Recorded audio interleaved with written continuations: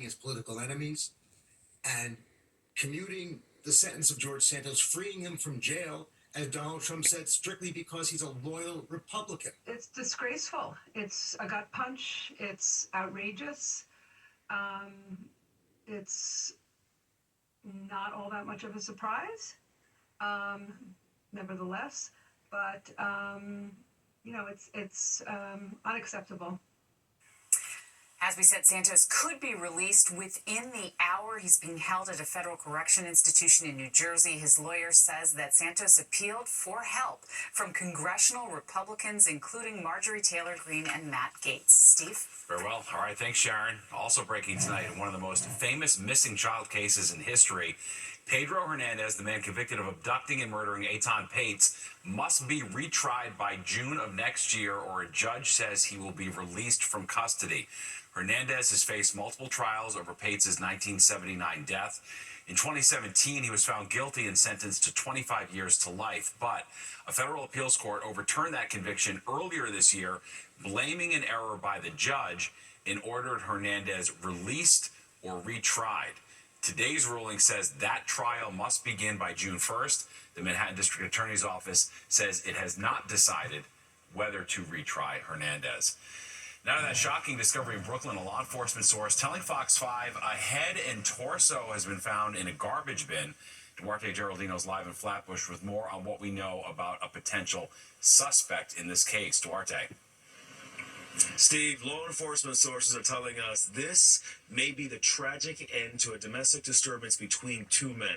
I'm standing about 20 feet away from the spot where that man's body was discovered, and we know that he is connected in some way to an apartment in this building behind me, 557 East 21st Street.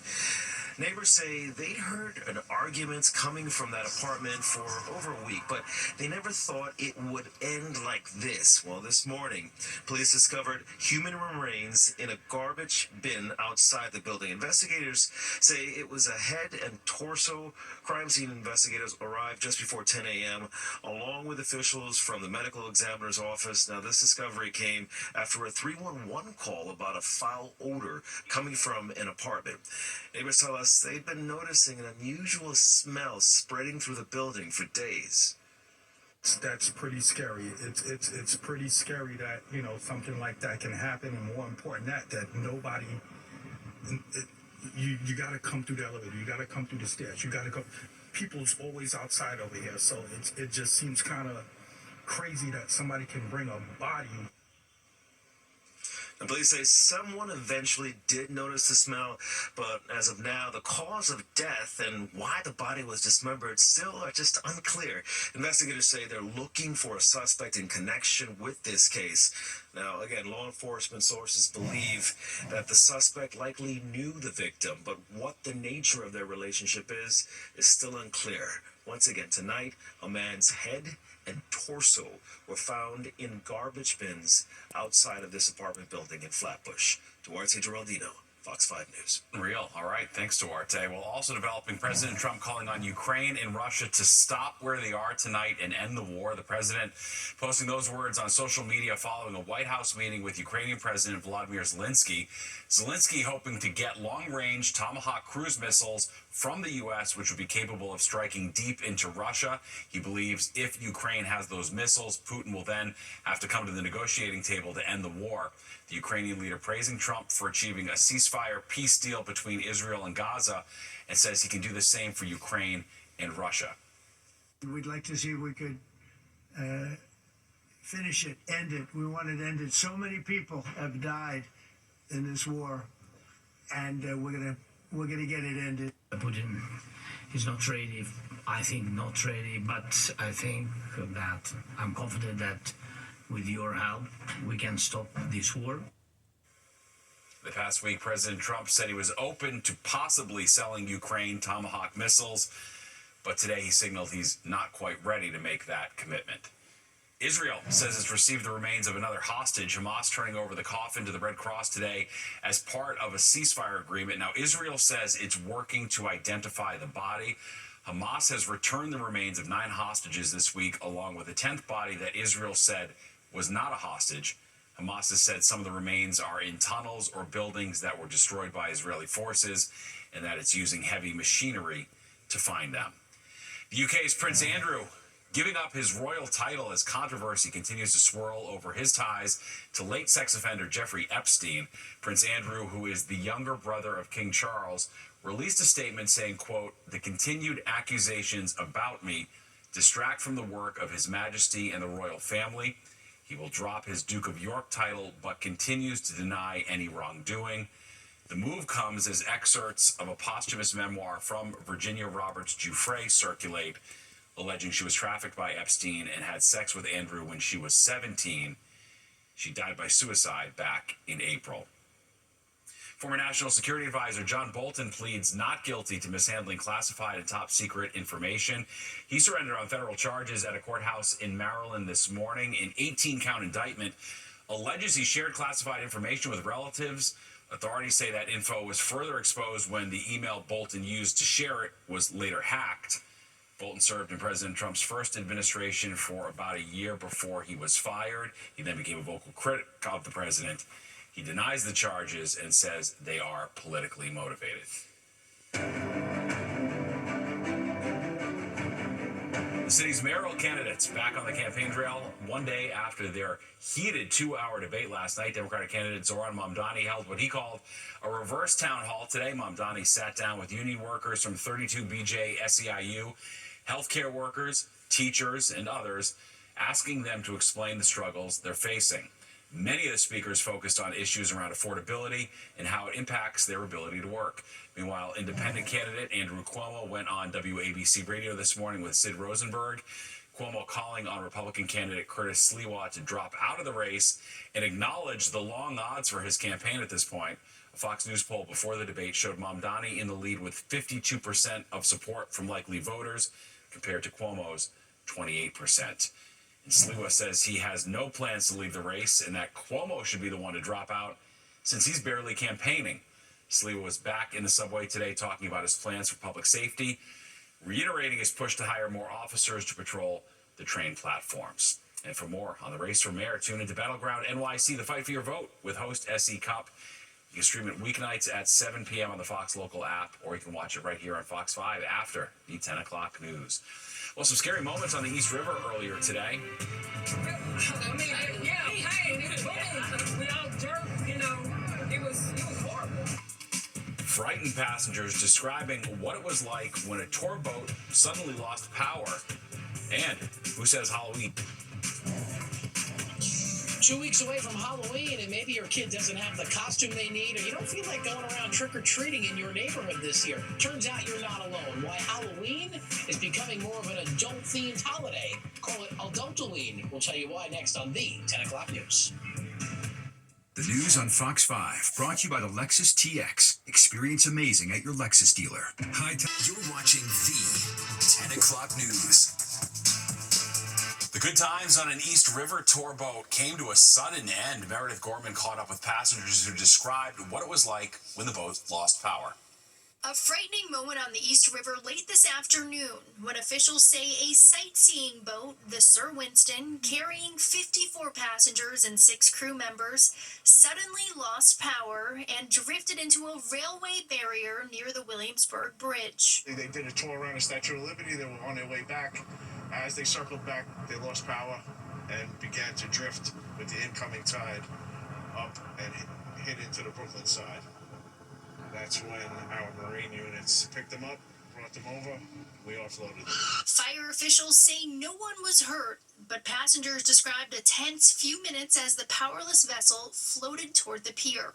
Some say they could feel the boat floating aimlessly right before the impact. The front of the boat hit the pier, and then we were kind of just stuck there for a little bit until the Coast Guard and everyone else came. It felt like you hit a fence or big, it was a jerk, and we all went like this. She was saying, someone call 911, we need help. Several passengers told Fox 5 that they didn't get any updates from the crew after the boat lost power. saying they were left confused as the vessel drifted toward the Brooklyn side. Nobody came and told us. We were just sat there drifting for ages. The boat was towed by Marine units over to Pier 36, and all passengers safely deboarded. Now, Fox 5 reached out to the owner of the Sir Winston sightseeing boat for comment. We have not yet heard back. Meredith Gorman, Fox 5 News. A bus lane battle brewing in Midtown. In one corner are the feds, and in the other, the New York City DOT. The 34th Street busway planned to be 1.1 miles in both directions between 9th Ave and 3rd Avenue. The objective was to increase bus speeds and reliability for tens of thousands of daily bus riders who take the M34 and M34A by reducing vehicle traffic. But the Federal Highway Administration is now asking the city to pause all work on the project until they can discuss the project's impact. So buses along 34th Street currently average just 5.5 miles per hour for 28,000 daily riders. The M34 is the third slowest bus in New York City. A single crosstown trip currently takes around 22 minutes. That should never be the case, and that's what the 34th Street busway will solve. It's very busy, very congested. If they were to make it easier for the buses to get through, then yeah, actually that would be a good idea. Yes, it would be worse for drivers, but I feel like all of New York City is worse off for drivers. For now, work is paused until the city and feds can find common ground. Well, grown-ups saying putting on a costume and having a good time is no longer just for kids. In fact, a new report says a lot of adults get just as excited about Halloween as kids do.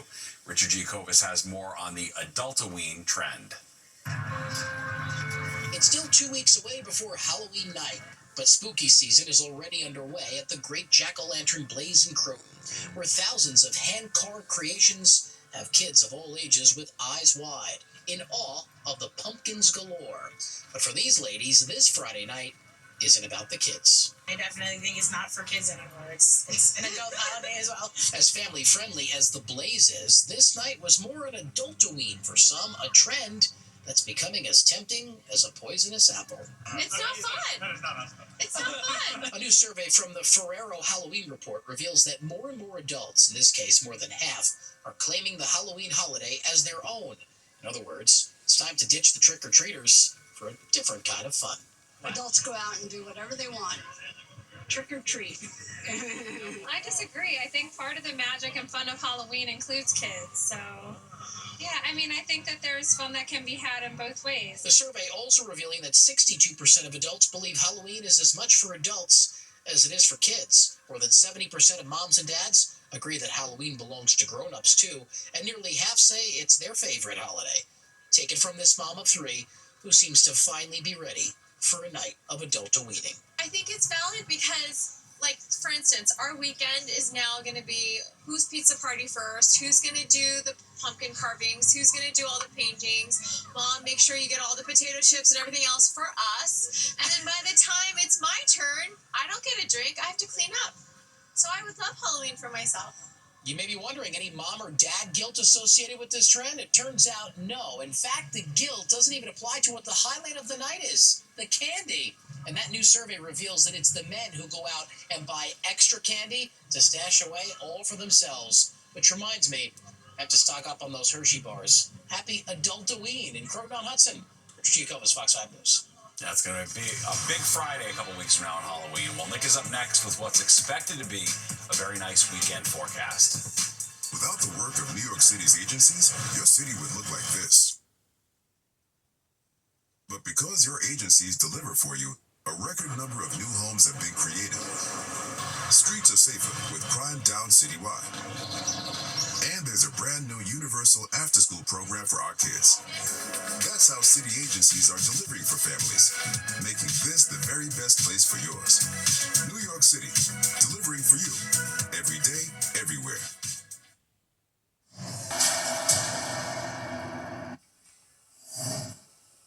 Yeah, very nice fall day. I hope you enjoyed it with the blue sky and sunshine, and our temperature made it to just about where it should be. High of 63. A little chilly this morning. It'll be a little chilly again out the door tomorrow. 90 and 33 the records. That record low, though, quite some time ago. Pretty sunrise 7:10, going down at 6:12 now, and we're clear as can be. Might have a few high clouds overnight, though.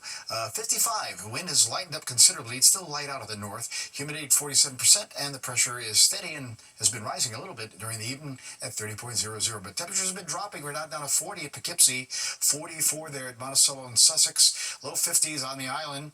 Back to the 40s in the Hamptons, though. 55 in Midtown and high 40s down the Jersey Shore. Again, the north wind, 5 to 10. That will continue tonight and kind of be variable and calm most of tomorrow as well. But you do have, though, a frost advisory with that mainly clear sky and a light wind. So that covers western Passaic County there in New Jersey, going all the way up in towards the Hudson Valley, not including lower Westchester or the Connecticut coast. But inland, the possibility exists for frost that lasts about 9 or 10 o'clock tomorrow morning. All right, highs for the day. Not too bad, really seasonal here. 67 at Newark, low 60s for Midtown, up there towards Dutchess County. 62 on the east end, mid-60s at Belmar, 50s to low 60s. Eastern Pennsylvania, it was mostly 50s, really. Upstate New York there, Binghamton at 55. Checking in 59 at Syracuse. And then we saw the numbers come back into the 60s. Harrisburg, Philadelphia, 67, down towards Washington, D.C., where temperatures there were also on into the 60s. Looks like our machine is frozen again. So we also found temperatures in the 70s across parts of the Midwest. Again, Chicago, getting down towards Indianapolis, those areas were in that 70-degree range for today. So I point that out because those 70s are going to be coming our way in the forecast as we head on into the weekend. So as we look at our satellite radar right now, again, just a few of these high clouds trying to move down from the north and west. That's really about it. You're going to take a look at the wide view. Some of these clouds may filter into the sky tomorrow. Eventually, there's a front off to the west here. That will be our next weather change, and that's going to bring showers to the area. Very late Sunday night, more so early Monday morning, but they may stick around now until at least midday Monday. But tonight, not bad. Few clouds, high clouds, really thin clouds. Same deal tomorrow. Sun, few thin clouds in the sky. Looks like a pretty day.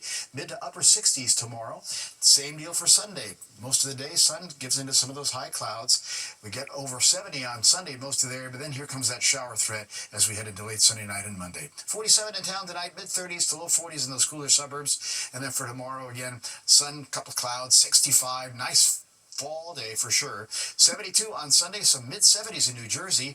Again, showers overnight. They'll last through at least the first half of Monday. Getting windy Monday at 65. Still breezy Tuesday.